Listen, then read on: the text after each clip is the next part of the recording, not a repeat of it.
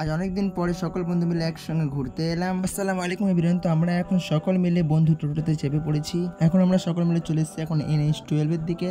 কিছুটা পথ যাওয়ার পরে আমরা এখন চলে এলাম হোটেল ফ্লোরা। ভিতরে এসে দেখি ভালো কোনো ফটো তোলার প্লেস নাই, তাই আমরা বাইরে এই ঠান্ডা খেয়ে চলে এলাম ড্রাপে এসে দেখি যা পরিমাণে ভিড়, এখানটাতে প্রচুর পরিমাণে লোক আছে এবং এখানে এসে দেখছি এখানে বেশিরভাগ সকলেই রিলস বানাচ্ছে, ভিডিও বানাচ্ছে।